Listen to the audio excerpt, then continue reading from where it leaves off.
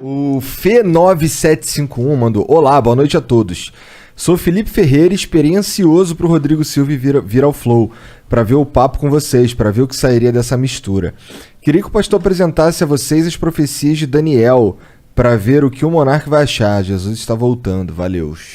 Como é o nome dele? Felipe Ferreira. Felipe significa domador de cavalos. Já que o Felipe falou, Felipe era o nome do pai de Alexandre o Grande. É interessante que não vale E Rodrigo? Rodrigo significa... Rodrigo vem do saxão. É? Rodericum. Significa aquele que é rico em glória. Eita! Tanto é que as línguas saxônicas, como o alemão, como o inglês, o nome Ricardo vem da mesma raiz. Fala rich, rico, Richard. Pode crer. Né? Bom, vamos lá.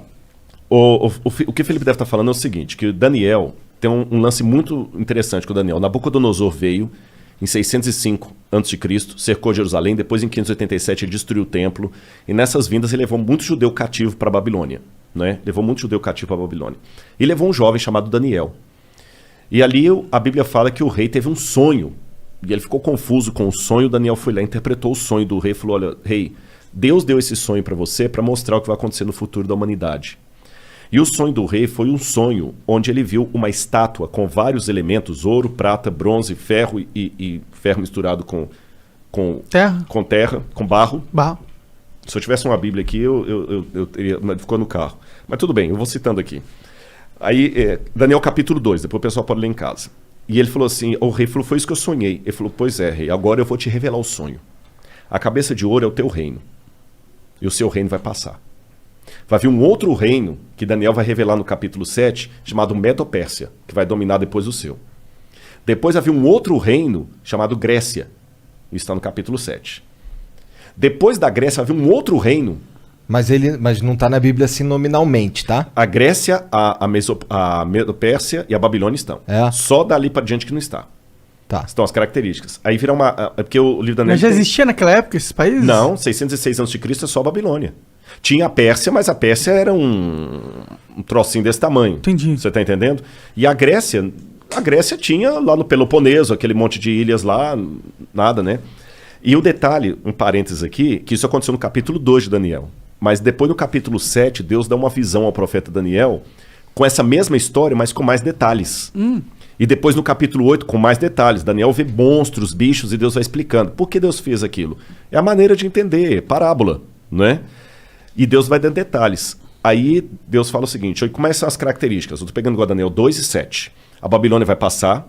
O reino que virá da Medo-Pérsia, ele será forte por um lado e fraco por outro. Ele terá duas forças. E realmente foi a junção da Média e da Pérsia, Dario e Ciro, que destruíram a Babilônia. Quando fala da Grécia, fala da Grécia de um único rei que ia dominar o mundo, mas ele mesmo se autodestruiria. E quando ele se autodestruísse, na sua força quebrou-se-lhe o poder, 4 reis iam surgir dele. Aí quando você chega no período aí você tem então 606 a.C. a Babilônia. Em 538 a.C. veio a Medo-Pérsia e destrói a Babilônia, igual Daniel falou. Em 331 a.C., Daniel já tinha virado farinha. Vem o filho de Filipe, Alexandre o Grande, da Macedônia, e começa a fazer as conquistas gregas. Igual a profecia falou. Entendi. E Alexandre o Grande, ele só ia conquistando e não voltava, conquistando e não voltava. E como é que Alexandre morreu? Ele se autodestruiu praticamente, porque ele morreu em 323 a.C., com 33 anos de idade. Aí tem algumas versões, alguns acham que ele contraiu febre tifoide na Índia, outros acham que ele resolveu beber uma taça de vinho para cada ano da vida dele. Eu sei que na sua força ele se quebrou. O reino de Alexandre não foi dominado externamente por ninguém, ele mesmo morreu. E ele não deixou descendente, porque ele tinha um filho com Roxane que foi morto. E aí, o que aconteceu depois da morte de Alexandre? Lembra a profecia? Depois que esse rei se quebrar, vão vir 4 no lugar dele repartindo o reino. O reino de Alexandre é repartido entre seus 4 generais: Cassandro, Seleuco, Lisímaco e Ptolomeu. Igualzinho a profecia falou, e Daniel já tinha virado farinha aí. Daniel é 606, estou falando em 331 a.C., traz para frente. Aí falou que depois que esses 4 divisões se sugeria, aí viria um reino que dominaria todo mundo com mão de ferro. E ele duraria muito tempo. E vai falando das perversidades.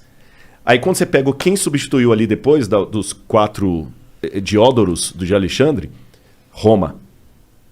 E fala detalhe por detalhe de Roma. Aí quando fala dos pés em ferro com barro, fala o seguinte: esse último reino será o último reino da terra. Ele não será um reino mundial como os anteriores. Assim como ele tinha uma parte em ferro e uma parte em barro, esse reino será um reino dividido entre nações, onde ele terá, por um lado, a força do ferro, por outro lado, a fraqueza do barro. Durante muito tempo, essas nações tentarão se unir por acordos, contratos e casamentos. Mas assim como o ferro não se mistura com o barro, eles não se unirão. Aí quando você continua estudando a história geral, o que acontece em 476 d.C.? Cai o Império Ocidental Romano, e ele é dividido entre as tribos bárbaras que atacaram Roma e que viraram os países da Europa Ocidental hoje. Que durante toda a história da Europa ficou fazendo o quê? Tentando se unir. Através de casamento, por exemplo, Dom Pedro I era filho de Carlota Joaquina, a esposa dele era princesa da Áustria, tá certo? A Rainha Vitória chegou a ser chamada de vovó da Europa, porque ela tinha parente em todo lado. Lembra que o que casou com a Elizabeth agora, ele era de sangue alemão e estava na Grécia. A Europa toda tem parentes e eles não conseguiram unir a Europa. O que Napoleão tentou? O que Carlos Magno tentou fazer? Unir a Europa, não conseguiu. O que Napoleão tentou fazer? Unir a Europa, não conseguiu. O que Adolf Hitler tentou fazer? Unir a Europa e não conseguiu. Mercado como europeu, unir a Europa e não conseguiu. Agora o Brexit. A Europa pensou que unir, rachou de novo. E a profecia falou que esse reino seria um reino dividido até o fim, quando então virá uma pedra do céu, que é a volta de Jesus. Eu dei um panorama assim rápido, sabe? Então acaba com o cometa. Não, aí é um símbolo da volta. Não é um asteroide. Fala que é uma pedra como se fosse tirada uma montanha. É um símbolo da intervenção divina na história. Entendi. Nos dias desses reis. Então, cara, é muita coisa coincidindo assim, que você vai assim, mas aconteceu ao pé da letra. Esse é só um exemplo. A Bíblia está lotada de profecias. Não são profecias como música de Roberto Carlos quando você está na fossa. Qualquer uma conta a sua história. Você entendeu? Não tem música assim. Qualquer uma conta a sua história. Você tá lá, tomou um pontapé no traseiro da menina, parece que a música foi feita pra você. Sim, histórias que são arquétipas. Não, tipo não é o caso. Do herói. Isso aqui é... Histórias que se repetem na humanidade. É muito legal. E eu vou fechar essa resposta aqui, que foi só uma pincelada que eu dei, né? Durante muito tempo, muitos pensavam que tudo de Daniel era um mito. Por exemplo, se você conversasse com um cético no século XVII, XVIII, até o início do século XIX, ele dizia assim... Daniel não foi o cara que leu umas paradas que foram escritas na parede com sangue? Foi o Belsazar, que era o rei da Babilônia. Eu vou falar dele na arqueologia. Olha que interessante. Segura que eu vou falar dele. Um cético, até por volta de 1820, ia falar com você assim: livro de Daniel é todo mito, bobagem, nada disso aconteceu, porque a arqueologia não existiu Babilônia. Pelo menos o grande império da Babilônia não existiu. Você vai no rio Eufrates de fora a fora e não vê nenhuma Babilônia ali. E a Bíblia e Heródoto falavam que a Babilônia, o rio Eufrates cortava a cidade, igual o Tietê e Pinheiros corta São Paulo. Aí você vai Tietê de fora a fora e não vê rastro de cidade. Até que, em 1899, um pouco antes, a Layard começou a explorar algumas coisas e ele conseguiu encontrar tijolos com escrita estranha, que foram decifradas e descobriram o nome de Nabucodonosor. Eu mesmo tive a oportunidade de traduzir um tijolo com escrita cuneiforme. Tem um artigo publicado disso, pela USP, inclusive. Que foda. Onde eu estudei e achei o nome de Nabucodonosor. Vou contar desse tijolo para vocês daqui a pouquinho. Provou, então, que, o Nabucodonosor existiu. Mas até esse achado de Layard, falar de Nabucodonosor era algo tão ridículo na academia como falar do rei Arthur. Provou que Nabucodonosor existiu. Em 1898, 14 anos depois disso, Robert Coldray, um arqueólogo alemão, descobriu na colina de Hilá a Babilônia. E o rio Eufrates estava desviado, por isso que ele não passava dentro da cidade. Entendi. Então já provou, Nabucodonosor existiu, a Bíblia estava certa, a Babilônia também existiu. Aí, depois descobriram, quando decifraram a escrita cuneiforme, o neo-acadiano, a lista dos reis da Babilônia. Aí veio o Belsazar. Porque, segundo a Bíblia, o rei que estava no poder quando os medo-persas atacaram a cidade, o rei da escrita na parede lá que se falou, chamava-se Belsazar.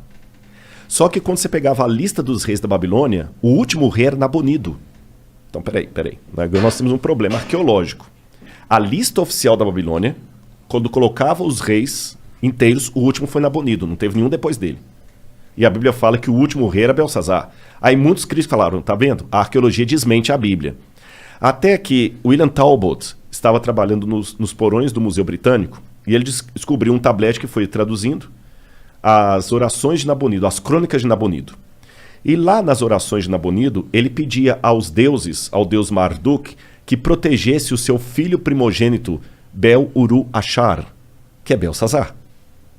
Aí o Talbot, pô, caraca, bicho, o Belsazar da Bíblia existiu. Mas mesmo assim os críticos falaram, calma, isso não prova que a Bíblia está correta, porque a Bíblia coloca Belsazar como o rei da Babilônia. A única coisa que a arqueologia provou é que existiu um filho do rei chamado Belsazar. Só que mais tarde descobriram outro pedaço de tablete. Quando eu falo tablete cuneiforme, é aquelas pedacinhos de argila com escrita. Sim. Aí trazia o que aconteceu. O Nabonido não ficava em Babilônia a maior parte do tempo, ele ficava no oásis de Teimá. E quando os medo-persas atacaram a cidade, ele estava em Teimá, ele voltou desesperado com o exército dele, mas foi interceptado. E quem estava na cidade? Ali diz que estava o filho dele, Bel-Uru-Achar, que assumia o trono na ausência do pai. Entendi. E que naquela noite o filho foi morto, como a Bíblia fala. Agora olha que detalhe. Quando você vai no livro de Daniel, no capítulo 5, que conta essa história, o rei no desespero, quando ele vê a escrita na parede lá, que é a sentença de morte dele, ele chama os sábios da Babilônia para decifrarem, inclusive o Daniel, o profeta. Uhum. E ele fala com Daniel assim, Daniel, se você decifrar a parede, eu farei de você o terceiro no meu reino. Está assim na Bíblia, farei de você o terceiro no meu reino. Agora faz sentido por que a Bíblia diz que ele prometeu o terceiro lugar. É porque ele mesmo É o segundo. é o segundo. Cara, então você vai pegando esses detalhes, é incrível, incrível. E quando eu traduzi, por exemplo, esse tijolo, que hoje está no Museu do NASP, eu sou o curador de um museu de arqueologia lá, Da hora. e eu fiz a datação com a USP, a gente datou o tijolo por termoluminescência. Porque eu fiz primeiro a tradução do acadiano, e eu achei o nome de Nabucodonosor e do pai dele, Nabopolassar. Eu traduzi a publicação, publiquei a tradução, e depois no IPEM, a gente foi fazer a datação ali com o Casimiro Munita. É aquele negócio, a gente cruza dados, contas. Eu não sou da área da química, mas aí a gente faz pares e publica artigo científico junto. Ah. Aí, quando fizemos a datação, a data da USP de termoluminescência deu 300 anos antes de Cristo para o tijolo, que eu traduzi. Da hora. Mas não foi da hora, sabe por quê? Não, porque Daniel era de 600 e pouco. 600. Ah. Eu tô com um hiato de 300 anos aí. Entendi. Aí eu, quebrando a cabeça, o Casimiro falou, não, Rodrigo, calma, não fica desesperado, não. Aí é a hora do cara explicar a área dele, que você não conhece. Aí o Casimiro me explicou assim, doutor Casimiro Munita, do IPEM. Ele falou assim, Rodrigo, a gente consegue, pela termoluminescência, datar a última queima da cerâmica. Então essa cerâmica pode ter 2.000 anos. Mas se ela sofreu um incêndio 300 anos atrás, ela vai dar que tem 300 anos. Entendi. Porque eu tô datando a queima dela e não a primeira queima. Uhum. Se você coincidir de ela não ter passado por nenhum incêndio, você vai estar datando o dia que ela foi levada ao forno. Uhum. Mas se ela teve um incêndio depois disso, zera. Eu falei, então bingo. Ele falou, não tem nada na história que mostre. Eu falei, bingo. Aí eu lembro que por estudar as profecias de Daniel, eu fui estudar bastante as conquistas de Alexandre, e Alexandre colocou fogo no templo de Eságuila, na Babilônia, e depois manda reconstruir. A gente deduz que foi Alexandre. Alguns têm a dúvida se foi o Alexandre ou se foi o Ptolomeu, que botou fogo, não Lisímaco, corrigindo, que botou fogo no Entemenac. Isso foi 300 anos de Cristo. 300 anos de Cristo. Então eu falei, bingo. E o único prédio da Babilônia que foi incendiado e por isso reconstruído foi o templo do Entemenac. Você está entendendo? O único. Aí eu falei, então agora eu sei, a data que eu tenho é a data do incêndio da época de Alexandre. E agora eu sei, dentro da Babilônia, de onde veio esse tijolo. Dentro do templo. Aí eu fiquei emocionado, gente. Vou falar com vocês por quê. Porque aquela inscrição que eu traduzi era uma inscrição pública. É igual você tem na Flow que estava na parede ali embaixo e tudo, é uma inscrição pública, né? E aquela inscrição pública estava no templo do tesouro do Nabucodonosor.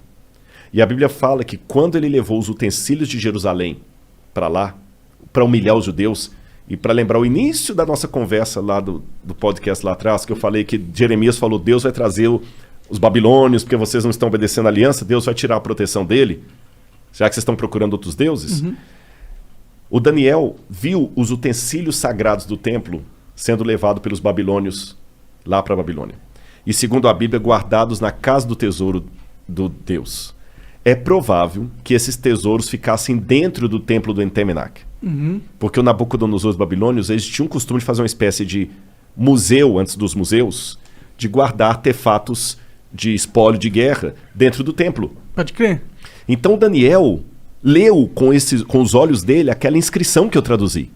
Ah, pode crer. Agora ele leu com que espírito? Humilhado. Imagina, tudo que você tem de mais especial. Se você for religioso, aquele crucifixo que a sua avó te deu, que fez o catecismo e tudo, sendo colocado lá de qualquer maneira lá... Com um espólio de guerra. Espólio de guerra. Ou então vamos supor que aqui no programa vocês têm algumas coisas legais, que falam assim, pô, isso aqui a gente guarda com carinho, porque isso aqui foi o primeiro prêmio que a gente ganhou e tudo. Sim. Aí você vê um negócio colocado lá, banalizado, te dói o coração. Daniel estava humilhado. Ele passou na porta do Entemenar e ele viu isso. E ele leu aquela inscrição. Eu sou Nabucodonosor, que foi o que eu traduzi. Rei da Babilônia, provedor dos templos de Esagla e Êsda. Daniel deve ter feito perguntas similares às que eu fiz quando eu estava com a depressão. Onde está Deus? Tem o Salmo 139 que diz: às margens do rio da Babilônia, nós nos assentávamos e chorávamos lembrando de Sião. Aqueles que são mais antigos que eu devem lembrar de uma música antiga, né? On the rivers of Babylon. É uma música dos anos 70, 80, The Rivers of Babylon. Eu não manjo.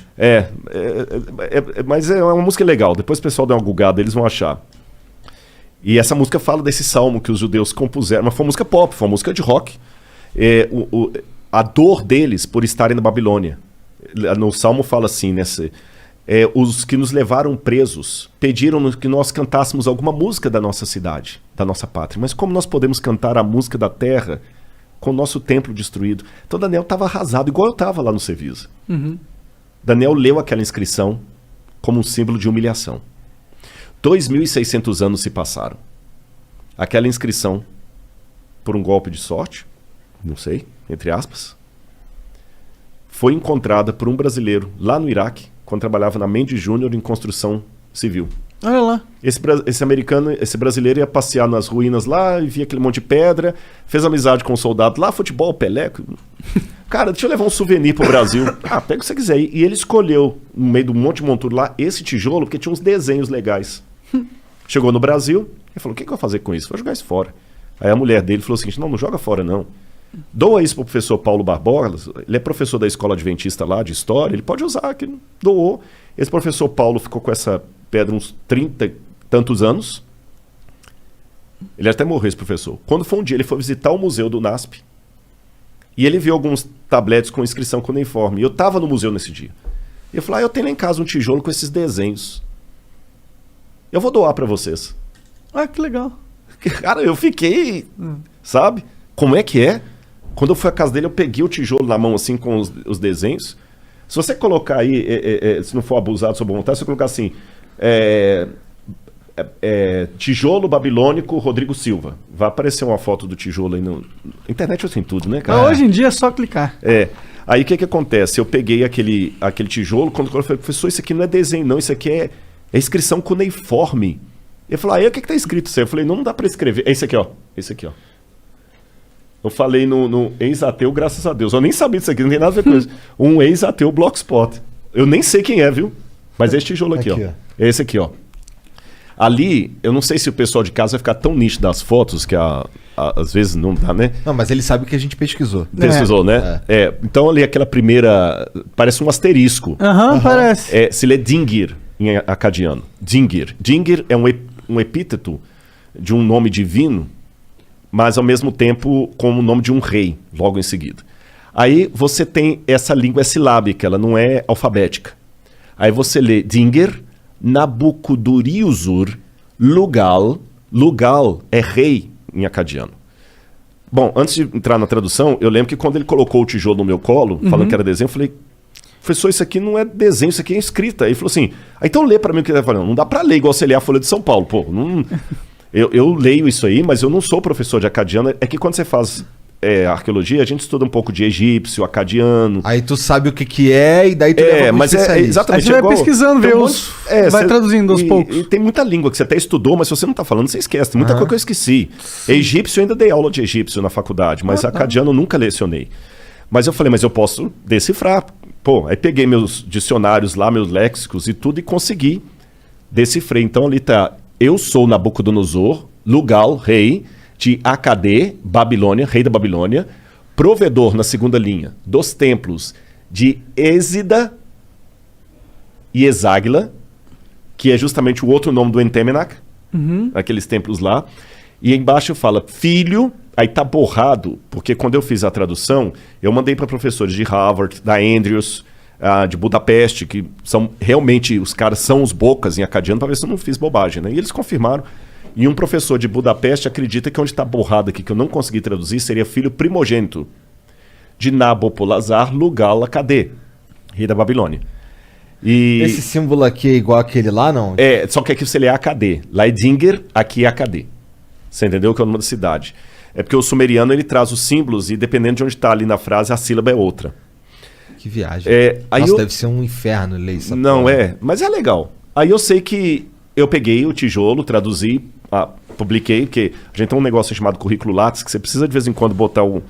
É igual o Instagram, tem que botar uma fotozinha lá, senão o pessoal é o Instagram dos inteligentão. Aliás, eu vou aproveitar aqui, vou pedir o pessoal do Instagram, eu deve ter com uns quase 300 e tantos mil seguidores. Podia verificar a gente também. Não verificar, você também não? Eu vou verificar o Rodrigo e o Flow. Como assim? Vocês 1 milhão e... Eu não a Laura tenho... falou que como assim 1 milhão e não são verificados? Eu não sou verificado no Twitter, o Flow também não é, por aí vai. Isso deve ser algum complô da NASA para não permitir que as verdades do Flow cheguem... Eu vou explicar bem o que é. Existe um esquema onde agências vendem verificado. Dinheiro. Eu também tô achando que é isso. Não, é isso. É isso. Puxa vida. É porque já chegou pra mim várias vezes. E como que você valoriza um item? Você diminui a oferta. Então dá pra você comprar uns verificados. Mas o que importa é que o pessoal tem indo lá. Mas qual que é teu Instagram? É Rodrigo Silva Arqueologia. Tudo junto? Tudo junto. Rodrigo Silva Arqueologia. Tudo eu botei, Rodrigo Silva Arqueologia. O YouTube também, Rodrigo Silva. Na verdade, gente, quer outro milagre? O meu YouTube tá com 1.100.000 e poucos mil. Eu não sei como, porque eu não sou youtuber, não tem nada. Quem me ajuda é minha esposa. O conteúdo deve ser interessante. Ele tem alguma coisa. Mas voltando a falar da pedra aqui, eu sei que eu peguei, consegui, eu dou a pedra, coloquei lá no museu. E que tamanho é essa pedra, mais ou menos? Mais ou menos assim. Ó. Entendi. É o tijolo. Eu tô falando pedra, mas corrigi, é um tijolo. Tô ligado, parece uma pedaço de uma parede. Porque era um pedaço realmente, só que ele tá quebrado ali, vocês viram, né? Aí botei no museu, mas aí só uns 5 ou 8 anos depois, que eu fui fazer a outra pesquisa com a pedra, pelo museu, pro IPEM, porque como eu falei, de vez em quando você tem que ter um artigozinho científico lá. Hoje tá difícil, eu tô escrevendo outros livros, eu não tô com condição de publicar tantos artigos científicos, mas muita gente vai olhar o seu Lattes. Se você não tem nada de publicação acadêmica, congresso e tudo mais... Não passa confiança. Não passa confiança. Mas então, de vez em quando eu tenho que botar alguma coisinha lá. Então eu peguei e publiquei com a USP a datação. Foi aí na datação que completou o quebra-cabeça. Veio de Exáguila. Aí agora sim... E mesmo sendo acadêmico, eu dei o espaço para o romantismo. A possibilidade matemática de Daniel ter passado na porta daquilo ali e lido aquela inscrição, eu não tenho como provar, mas ela é grande. Sim. Pegando o texto bíblico e o que foi levantado do cativeiro, Daniel leu aquilo ali numa situação de muita humilhação, que eu identifiquei com a minha. Pode crer. Onde é que está Deus? Poxa, livrou... Daniel não era mau sujeito, pô, caramba, ele não merecia estar lá, longe de todo mundo que ele amava, humilhado. 2.600 anos depois, a mesma inscrição que Daniel leu, num ambiente de humilhação, é colocada num museu, num país chamado Brasil, que Daniel nunca podia nem imaginar, para justamente enaltecer o livro de Daniel. Aí vem o Felipe e me faz a pergunta sobre Daniel, eu tenho essa oportunidade de falar, então quer dizer, o mundo dá voltas. E se fosse plano, daria cambalhotas, né? Eu capotava, né? Seria um rodar de moedas, né?